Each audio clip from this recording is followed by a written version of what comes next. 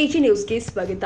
ಕರ್ನಾಟಕ ರಾಜ್ಯ ಸಾರಿಗೆ ಜಂಟಿ ಕ್ರಿಯಾ ಸಮಿತಿ ವತಿಯಿಂದ ಕರಪತ್ರ ಹಂಚಿ ಸರ್ಕಾರದ ವಿರುದ್ಧ ಆಕ್ರೋಶ ವ್ಯಕ್ತಪಡಿಸಿದ ಯಾದಗಿರಿ ಸಾರಿಗೆ ನೌಕರರು ಈಗಾಗಲೇ ನಾವು ಕೊಟ್ಟಿರುವ ಬೇಡಿಕೆಗಳ ಬಗ್ಗೆ ಮಾನ್ಯ ಮುಖ್ಯಮಂತ್ರಿಗಳೊಡನೆ 4 ಬಾರಿ ಚರ್ಚೆ ಮಾಡಿದ್ದೀವಿ.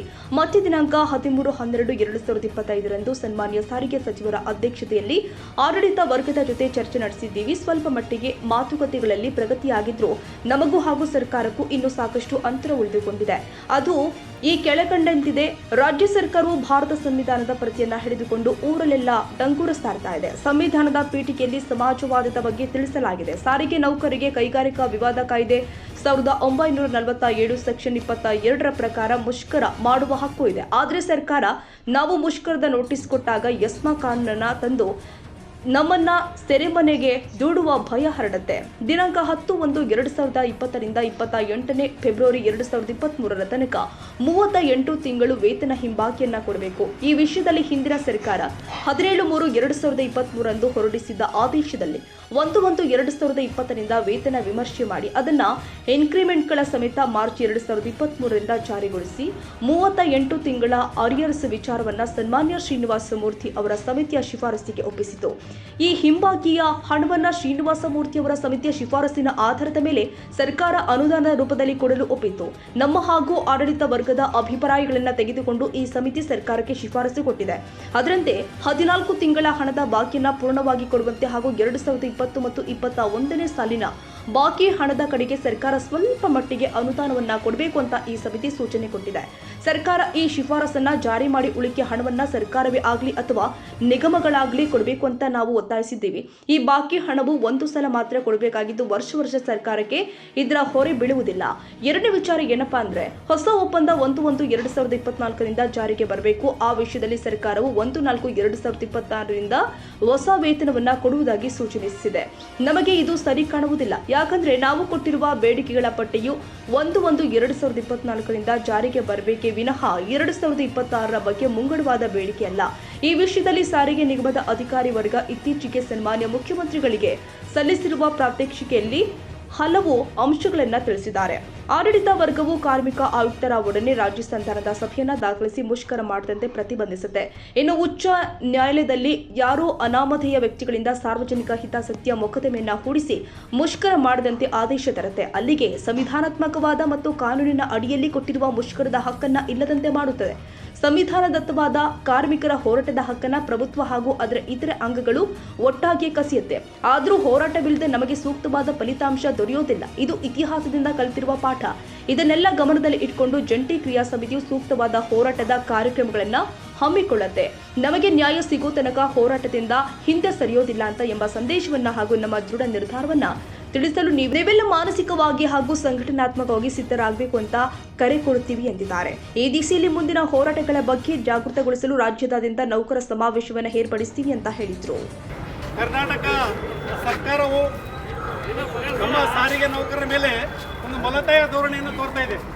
ಯಾಕಂತಂದ್ರೆ ಇಲ್ಲಿಗೆ ಮಾನ್ಯ ಮುಖ್ಯಮಂತ್ರಿಗಳು ಎಷ್ಟು ಸಭೆಗಳು ಕರೆದರೂ ಕೂಡ ಸಾರಿಗೆ ನೌಕರರ ಒಂದು ವೇತನ ಪರಿಷ್ಕರಣೆ ಮಾಡುವಲ್ಲಿ ಅವರ ಒಂದು ಮಲತಾಯ ಧೋರಣೆಯನ್ನು ತೋರಿ ಈ ನಮ್ಮ ಸಂಘಟನೆ ಜಂಟಿ ಕ್ರಿಯಾ ಸಮಿತಿಯನ್ನು ಸಂಘಟನೆ ಈ ನಮ್ಮ ಸಾರಿಗೆ ನೌಕರರ ವೇತನ ಪರಿಷ್ಕರಣೆ ಮಾಡಬೇಕು 1-1-2024 ಅದನ್ನು ಮಾನ್ಯ ಮುಖ್ಯಮಂತ್ರಿಗಳು ಸಭೆ ಮಾಡಿ ನಾವು 1-4-2026 ಅಂತೇಳಿ ಹೇಳ್ತಕ್ಕಂಥ ಒಂದು ಉಡಾಫೆ ಉತ್ತರವನ್ನು ಮಾನ್ಯ ಮುಖ್ಯಮಂತ್ರಿಗಳು ಕೊಡ್ತಾ ಇದ್ದಾರೆ.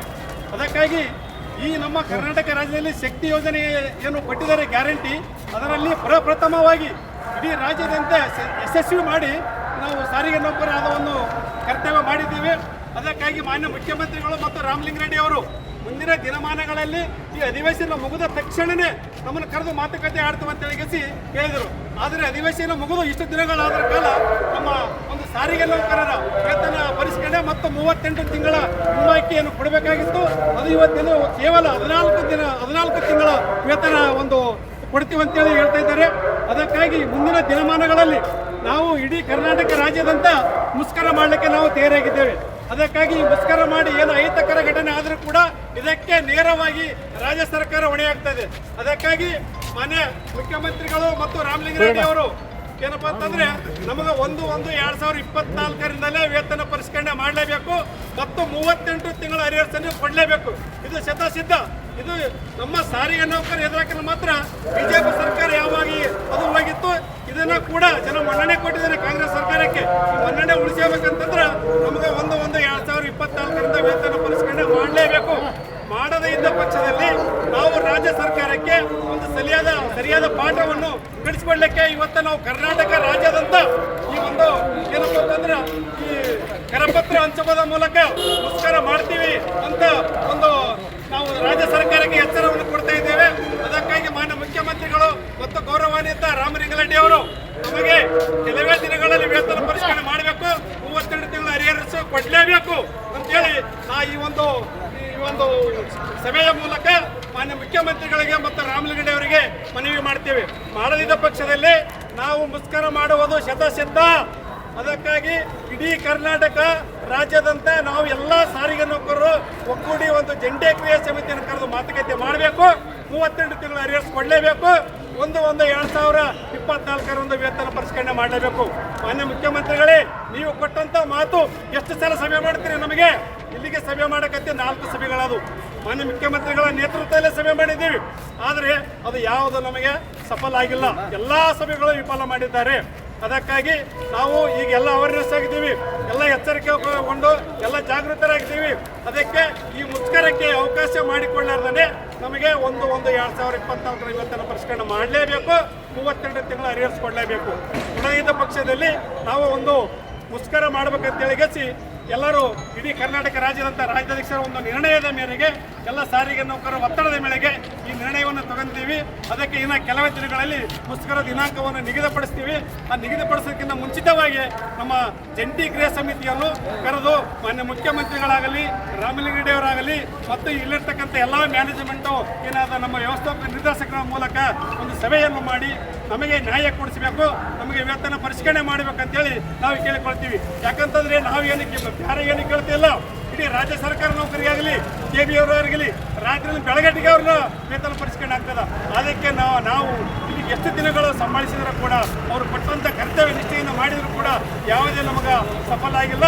ಅದಕ್ಕೆ ನಾವು ಮುಷ್ಕರ ಮಾಡಲಿಕ್ಕೆ ಇಡೀ ಕರ್ನಾಟಕ ತಯಾರಾಗಿದ್ದೀವಿ. ಅವರು ರಾಜ್ಯದ ಮುಖ್ಯಮಂತ್ರಿಗಳು ನಮ್ಮ ಮೇಲೆ ಬಲತಾಯ ತೋರುವುದನ್ನು ಬಿಟ್ಟು ಜಂಟಿ ಕ್ರಿಯಾ ಸಮಿತಿಯನ್ನು ಕರೆದು 1/1/2024ರಿಂದ ವೇತನ ಪರಿಷ್ಕರಣೆ ಮಾಡಬೇಕು, 32 ತಿಂಗಳ ಅರಿಯರ್ಸ್ ಕೊಡಬೇಕಂತೇಳಿ ಈ ಒಂದು ಎಲ್ಲ ನಮ್ಮ ಕಾರ್ಮಿಕರ ಸಂಘಟನೆ ಜಂಟಿ ಕ್ರಿಯಾ ಸಮಿತಿಯಿಂದ ರಾಜ್ಯ ಸರ್ಕಾರಕ್ಕೆ ನಾವು ಒತ್ತಾಯ ಮಾಡ್ತೀವಿ. Nizamuddin Yadagiri age news. ಕನ್ನಡಿಗರ ಮೆಚ್ಚಿನ ನಿಮ್ಮ AJ 24/7 ನ್ಯೂಸ್ ಕನ್ನಡ ವಾಹಿನಿ ಇದೀಗ ಟಿವಿಯಲ್ಲಿ ಲಭ್ಯ. ವೇಳೆ ನೋಟಿಸ್ ಕೊಟ್ಟಿದ್ರೆ ವಾಪಸ್ ತಗೋತೀವಿ. ಇವತ್ತು ವಕ್ಫ್ ಪ್ರಾಪರ್ಟಿ ಅಂತೇಳಿ ಬರ್ತದೆ ಅಂತ ಹೇಳಿದ್ರೆ ರೈತರು ಬೀದಿಗೆ ಬದಲು ಏನ್ ಮಾಡ್ಬೇಕಾಗತ್ತೆ? ಯಾರು ವೋಟ್ ಹಾಕಿಲ್ಲ ಅಂದ್ರೆ ಗ್ಯಾರಂಟಿನೆಲ್ಲ ಸ್ಟಾಪ್ ಮಾಡ್ಬಿಡ್ತೀವಿ.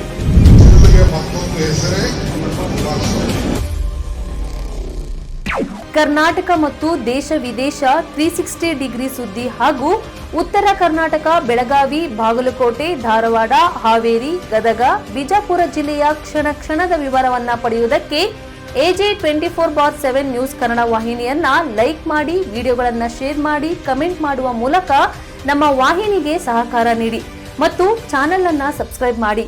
ಧನ್ಯವಾದಗಳು.